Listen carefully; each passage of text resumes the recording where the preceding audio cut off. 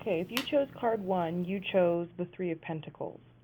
Okay, so right out of the gate, I'm seeing that you are approaching a goal or a plan that you have in place. Or it could even just be at the start of a thought. This card oftentimes will signify manifestation sort of afoot. There's definitely an advice component to this card that's indicating very strongly that you need to not doubt yourself, not doubt the goals and the dreams that you are sort of setting, before yourself. The things that you're aspiring for, the things that you're trying to hold on to, the things that you're trying to acquire, any sort of material wealth, any sort of hobby, job, could even be relationship. Not necessarily what I'm getting here as far as relationships, but that could also be workplace environment. But when it comes to the Three of Pentacles, overall, I would say is to just never give up on your ambitions. That the goal in mind is very much on the horizon, and you should not allow any sort of self-sabotage, which we're all guilty of. You should not allow any sort of self-sabotage to keep you from pursuing that which, in your heart of hearts you really want. That's what the Three of Pentacles is trying to tell you. Dreams do come true. Aspirations can be met, but you must have persistence. And that's really difficult.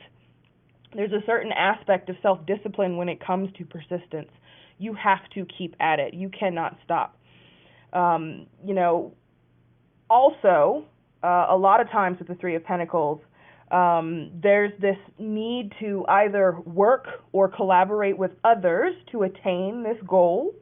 Maybe perhaps you can't do it all on your own and you need to accept that. Or it could also just mean that you maybe need to get counsel or seek counsel from others that will help you in these endeavors, in these goals, aspirations, dreams. Now, that could be advice about said aspect, or that could just be, just the therapy and relaxation and comfort you get from having a conversation with someone that maybe you hold in high regard, or someone you think is maybe wiser than you, or maybe more, versed in whatever aspect whatever aspect of life you're attempting to better. So definitely with the Three of Pentacles, if you chose card 1, just to sum it up, you need to get to planning. You need to get to manifesting. Like I said before, the manifestation here is real. You need to get to prioritizing, planning, scheduling, the details of how you are going to get what you want, how you are going to get and reach these goals that are in your near future, but they have to be met with a plan. You need to sort of come correct at whatever this life aspect is in regards to. So I hope that helped. If it resonates, let me know. If not, let it go. Now, if you chose card 2, okay, we have the King of Swords. Okay, so choosing card 2, King of Swords. There's definitely, you have a clearness of mind that's definitely sort of entering into your atmosphere. There's going to be this sort of urge that comes from within that's going to want to sort of take control of your situation, your environment. That could be a relationship, that could be, your financial situation, that could be, if you're, dealing with whatever stresses, whatever aspect of life this may pertain to, there's going to be a clearness of thought, a sort of unveiling of truth because of that clarity, because of that mental clarity, that you will then be able to see the truth and reality as it actually is. That's really what the King of Swords sort of gets at the heart at. You are smart enough, and so long as you are strong enough and brave enough, I would add, to sort of enact that authority, to sort of take the lead, whether that be in life in general, whether that be in love life, whether that be in business, whatever aspect this would be pertaining to specifically for you. The message from the King of Swords is definitely saying that you're going to need to make some real decisions in the near future. And in order to do so, if you don't want to have a sort of negative consequences, or you want to have a positive outcome, I would say, then you definitely need to do your homework. You need to approach all of these decisions that will be laid before you. You will need to approach them with a clear mind and enough research so that you can make a well-informed decision. That's what the King of Swords is telling you. That's what it's telling me, that you are going to have to make some well-informed decisions, and to you, you better be well mofo informed. is what I'm getting from this. There's something very important that's on the horizon that will need to be addressed, and it is best if you come prepared.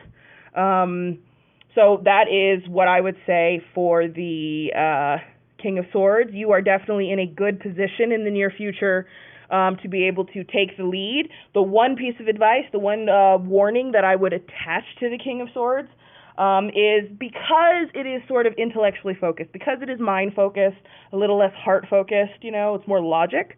A lot of times people, when they take the lead, tend to sort of negate feelings and sort of not pay that close attention to how others are sort of interacting and interpreting how you are now taking the lead. So long story short on that, just to sum it up, that just means take the lead, but do so wisely. Take the lead, but don't do it in a way where you turn out being a dick. And I hate to sound that sort of direct, but that's basically what I'm getting from this. You are in a position, a great position, to take over whatever aspect this is and really run with it. But you need to make sure that you're not doing so in any sort of toxic kind of way. There's also perhaps an element of maybe the King of Swords representing just the need to seek some sort of professional counsel in whatever aspect of life this is. If it's you that we're talking about specifically, just you maybe are not doing so well, not feeling so well, maybe your vibe just hasn't been feeling right as of late. If you chose card 2 as far as the King of Swords, this is basically telling you to just sort of wisen up and be smart about this situation. With the clarity of thought, if you are unhappy with whatever aspect of life that may be, you should address it. But you should address it smart. So make sure, like I said, if it's a you issue, if it's like an emotional problem, that might be something where the professional advice would be from a therapist, would be to go to therapy. If it's a financial matter, if it's a legal matter, you would talk to a lawyer, you would talk to, for finances, there's all sorts of people you can talk to, but you know what I mean. So, that might be your particular situation. But all in all, what I'm just getting is there's going to be a truth laid before you. There's going to be some serious decisions that need to be made, and you very much so need to make sure that all your ducks are in a row, so to speak, as far as all the information you have at your fingertips that you are capable of acquiring for these particular issues and decisions you will have to make. It's best to come prepared. So I hope you enjoyed that. If it resonated, let me know. If not, let it go. And moving on, if you chose card 3. Okay, if you chose card 3, you chose the moon reversed. So, dear, what's going on?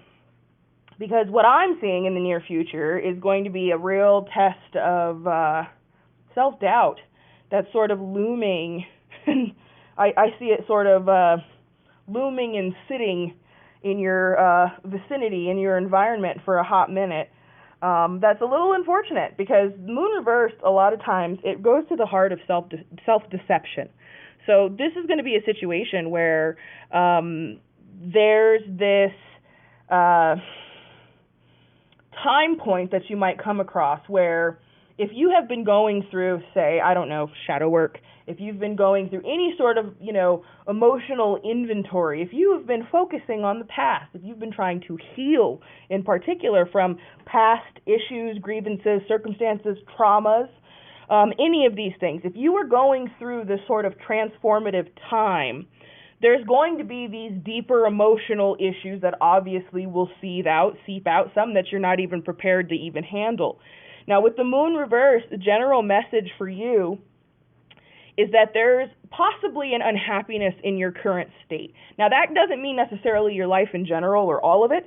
That just means that there could be some aspect of your life that you're not necessarily completely, entirely fulfilled by or satisfied by or just kind of vibing on. Now, again, this could be relationship, this could be career path, this could be, again, life in general.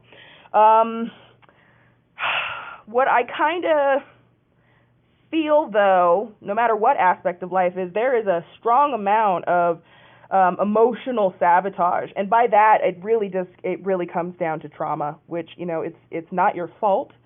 But when it comes to emotional sabotage, we can often have ourselves sink into a place, a pit, if you will, so deep that we find it difficult to sort of crawl out of, I would warn, the advice that I would give off of those who chose card 3 with the moon reverse is in the near future, I would be very careful about the idea of self-deception. I would be very careful about what you consider to be real and true and make damn certain it is real and true. And anytime you find yourself, this is just an extra bit of advice, anytime you find yourself having or harboring some sort of negative thought involving the past, one idea might be to identify those moments when you're doing it, and then ask yourself why exactly you came to that negative thought process, whether you're identifying the trigger that's causing it or you're identifying the actual self-sabotaging mechanism that's causing you to constantly cycle through these negative thought patterns. But there's this self-doubt, there's this stress and anxiety that's attached to this, and I'm not 100% sure in regards to what exact aspect, but I would say that although this is in the near future, it's not permanent. So this is something that's definitely fixable, avoidable. And again, in real time, if you are doing this, if you are self-sabotaging yourself, keeping yourself in, a non-moving forward place, if you feel stuck, if you feel like you just have not been moving forward, there is definitely a self-sabotage component that you need to possibly identify, and that will definitely help with the anxiety. That will definitely dissipate over time should you actively stop yourself from this sort of self-deception that I see going on. So I hope that resonates. If not, let it go. If so, let me know. I hope you guys enjoyed this pick a card, and I'll see you guys next time. Bye.